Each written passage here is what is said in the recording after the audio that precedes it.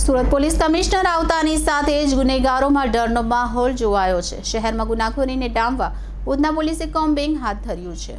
સુરત શહેર પોલીસ દ્વારા police commissioner Anupamsinh ગેહલોતની સૂચનાથી શહેરમાં ગુનાખોરીને ડામવા તેમજ રીઢા ગુનેગારને ઝડપી પાડવા અને તેમની પર સકંજો કસવા માટે શહેરના અલગ અલગ વિસ્તારોમાં ડીસીપી કક્ષાના અધિકારીઓ સહિત એસીપી પોલીસ ઇન્સ્પેક્ટર અને અન્ય પોલીસ કર્મીઓ મળીને વહેલી સવારે અને રાત્રિ દરમિયાન કોમ્બિંગ હાથ ધરવાની કામગીરી કરવામાં આવી રહી છે। આ કામગીરી દરમિયાન જે તે વિસ્તારના પોલીસ સ્ટેશનમાં પોલીસના ચોપડે નોંધાયેલા રીઢા ગુનેગારોને પકડીને તેમની પર કાર્યવાહી કરવાની કામગીરી કરાઈ છે। સુરત શહેર આમ તો મિની ભારત તરીકે ઓળખાય છે। દેશના અલગ અલગ રાજ્યોમાંથી આવીને ધંધા રોજગાર માટે સુરત શહેરમાં વસતા લોકોમાં ગુનાખોરીનું પ્રમાણ વધુ જોવા મળતું હોય છે। હાલ ચાલી રહેલા વેકેશન તેમજ આવનારા દિવસોમાં આવતા તહેવારોને ધ્યાનમાં રાખી શહેરમાં શાંતિ જળવાઈ રહે તે હેતુસર પોલીસ દ્વારા અલગ અલગ ટીમ બનાવીને અલગ અલગ પોલીસ સ્ટેશન વિસ્તારમાં કોમ્બિંગ કરવામાં આવ્યું છે। જેમાં આજરોજ શહેરના ઉધના વિસ્તારમાં પોલીસ ચોપડે નોંધાયેલા ગુનાહિત ઇતિહાસ ધરાવતા ઇસમોને ચેક કરવામાં આવ્યા હતા।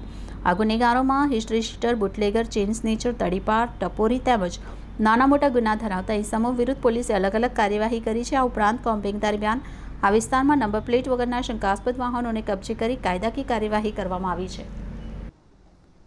સુરત શહેર પોલીસ દ્વારા જે શરીર સંબંધી ગુનાઓ છે આ ગુનાઓના પ્રિવેન્શનના ભાગરૂપે કે જેમાં ઘણીવાર ઘાતક હથિયારોનો ઉપયોગ થતો હોય છે એવા પ્રકારના ગુનાઓના પ્રિવેન્શનના ભાગરૂપે એવા એક વિસ્તારો કે જ્યાં આ પ્રકારના ગુનાઓ વધારે હોય છે અથવા એવા વિસ્તારો કે જ્યાં આવા પ્રકારના હથિયારો ઘાતક હથિયારો અવારનવાર પોલીસને કોમ્બિંગ દરમિયાન મળતા હોય છે એવા વિસ્તારોમાં જઈ અને એક યુનિક ઇનિશિયેટિવના ભાગરૂપે એક અપીલ કરવામાં આવી હતી।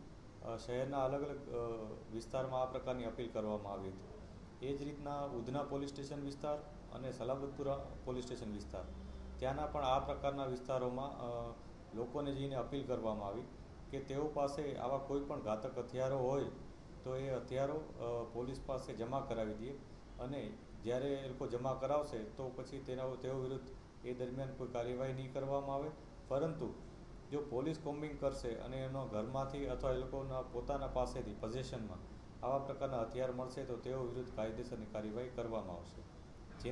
જે અપીલના એક સારા પ્રતિસાદ રૂપે ઘણા બધા લોકોએ પોલીસની આ અપીલને માન આપીને અથવા આપણે કહી શકીએ કે પોલીસને અપીલનું સન્માન કરીને તેઓએ વિશ્વાસ જતાવીને આ પ્રકારના હથિયારો જમા કરાવી દીધા હતા।